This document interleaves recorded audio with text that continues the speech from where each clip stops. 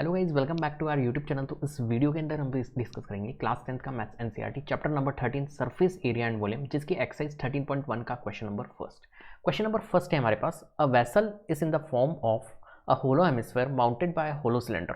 The diameter of the hemisphere is 14 centimetre and the total height of the vessel is 13 centimetre.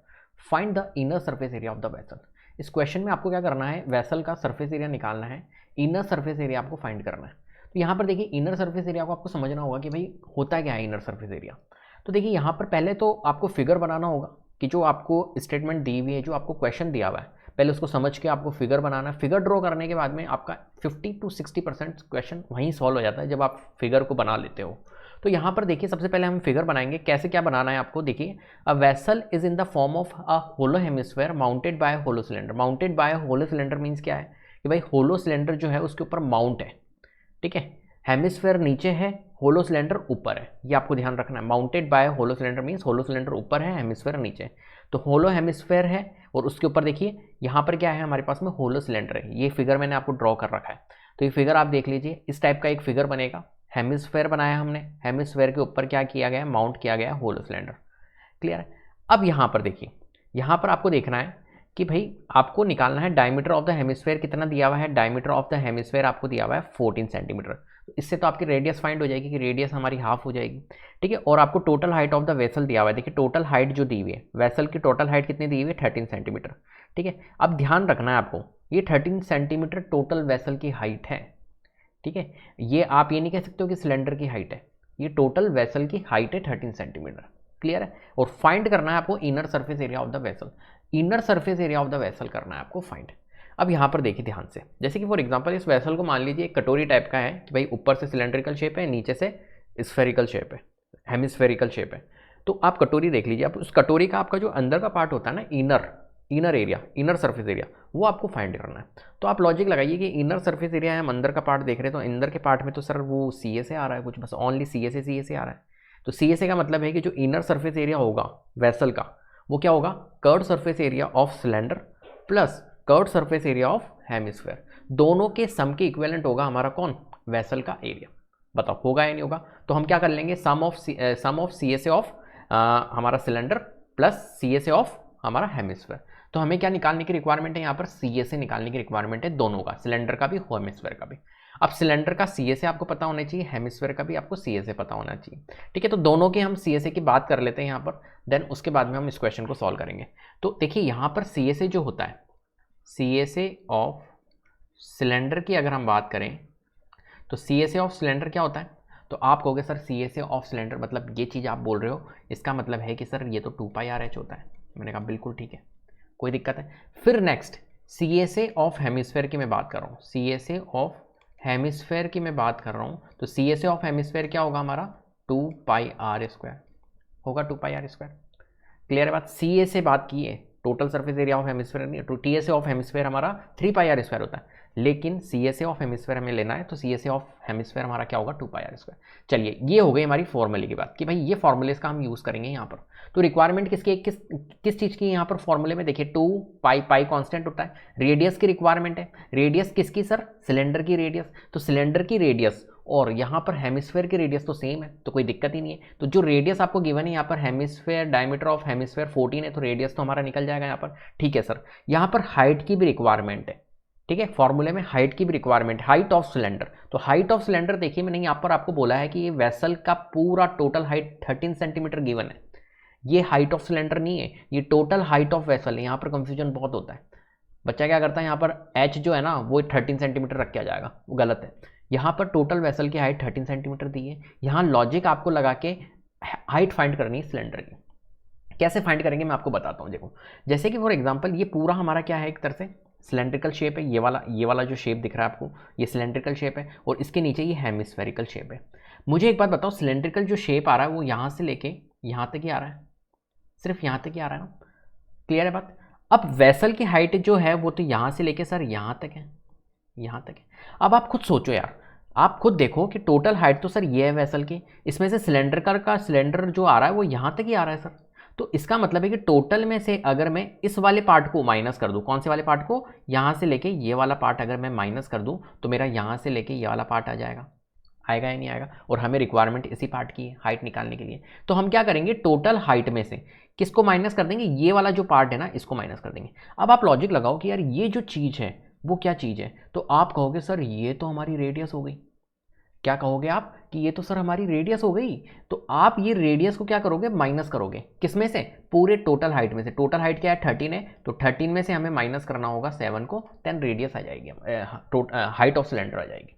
Clear है, ये आप समझ गए, बस आप समझ गए। अब तो क्वेश्चन को करना है बस सिंपल। तो अब कर लेते हैं कैसे करना है, क्या क्वेश्चन कैसे क्या लिखना है आपको। तो चलिए मैं पहले क्वेश्चन को समझा देता हूँ आपको, देन उसके बाद में हम क्वेश्चंस को सॉल्व करते हैं तो ज़्यादा अच्छे से समझ में आता है। ठीक है, तो चलिए हम क्या लिखेंगे यहाँ पर, हमें सबसे पहले देखना है भाई कि हमें क्या क्या गिवन है। गिवन के लिए लिख लेते हैं डायमीटर ऑफ द हेमिस्फेयर, आप गिवन है यहाँ पर, तो हम लिख लेते हैं डायमीटर ऑफ हेमिस्फेयर। जो चीज़ गिवन है वो लिख लेते हैं हम, तो डायमीटर ऑफ हेमिस्फेयर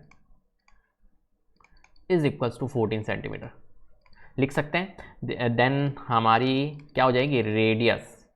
रेडियस क्या हो जाएगी भाई, रेडियस की रिक्वायरमेंट है, radius of hemisphere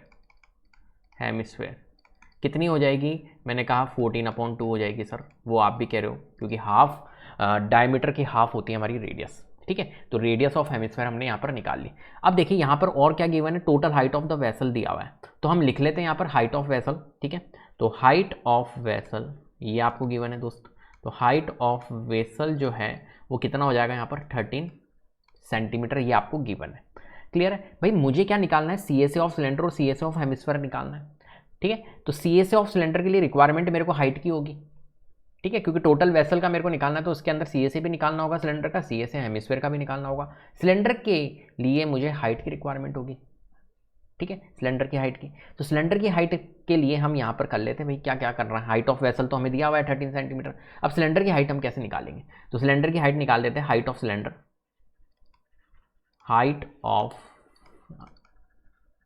cylinder is equal to total height जो है 13 माइनस किसका, रेडियस। जो रेडियस है कितनी है रेडियस, यहाँ पर 7 रेडियस है, तो 13 माइनस 7 अगर रिड्यूस हम करेंगे तो कितना आएगा, 7 7 14 6 सेंटीमीटर आ जाएगी हमारी क्या, total height of the cylinder.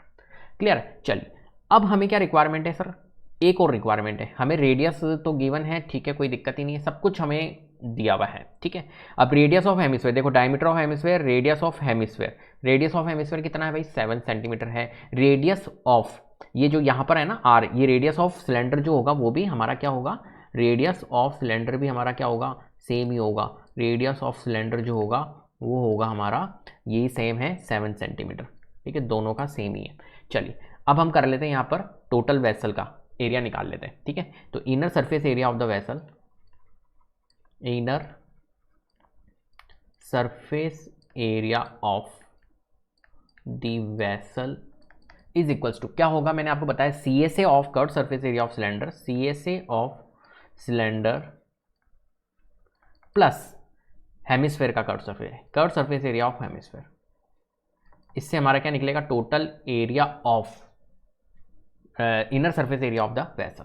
तो CSA ऑफ सिलेंडर जब हम निकाले तो CSA ऑफ सिलेंडर हम पहले कैलकुलेट कर लेते हैं। देखिए CSA ऑफ सिलेंडर क्या होता है, मैंने फॉर्मूला यहाँ पर लिखा था 2πRh, तो आप देखिए मेरी तरह से कैलकुलेशन करोगे बहुत ईजी चलेगा, 2πRh। ठीक है, प्लस CSA ऑफ हेमिस्फेयर अगर हम निकाले तो यहाँ पर क्या लिखोगे, 2πr² लिख दिया। अब यहाँ पर देखिए रेडियस दोनों की सेम है दोनों की, पाई कांस्टेंट होता ही है, 2 कांस्टेंट है ही यहाँ पर, और पाई कांस्टेंट होता ही है दोनों का 22/7 22/7। रेडियस भी यहाँ पर कॉमन है, रेडियस भी दोनों की सेम है, तो यहाँ पर हम क्या कर सकते हैं, 2πr पूरा कॉमन ले सकते हैं। तो यहाँ रिमेनिंग कितना रहेगा, तो आप कहोगे सर यहाँ तो रिमेनिंग h है, यहाँ तो रिमेनिंग h है, और यहाँ रिमेनिंग सर ओनली r है, क्योंकि r एक हमने कॉमन ले लिया था, 2 r थे यहाँ पर। ठीक है, अब चलिए इसको सॉल्व कर लेते हैं। तो यहाँ पर 2 इंटू वैल्यू पुट करनी है आपको 22/7 इंटू रेडियस कितना है दोस्तों, यहाँ पर 7 है, इंटू h प्लस आर अगर हम करें, मतलब h प्लस आर, हाइट कितनी है भाई, हाइट आपको दिया हुआ है यहाँ पर 6। ठीक है, प्लस रेडियस कितना है 7। बताओ, ये कैलकुलेशन समझ में आई। ठीक है, चलिए अब मैं थोड़ा सा इरेज कर रहा हूँ यहाँ पर, ये जो मैंने फॉर्मूलेज यहाँ पर नोट किए थे, इन फॉर्मूलेज को हम यहाँ से इरेज कर देते हैं।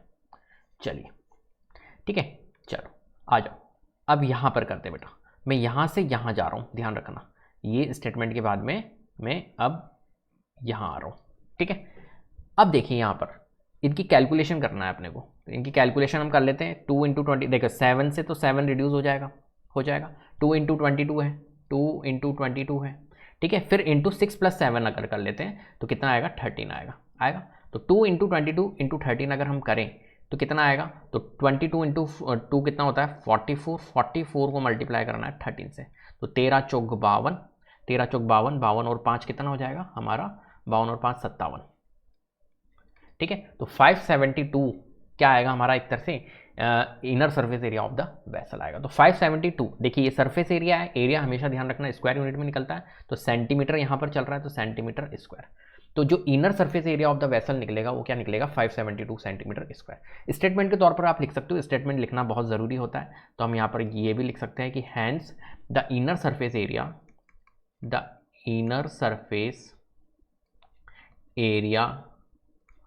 of the vessel is 572 centimetre square.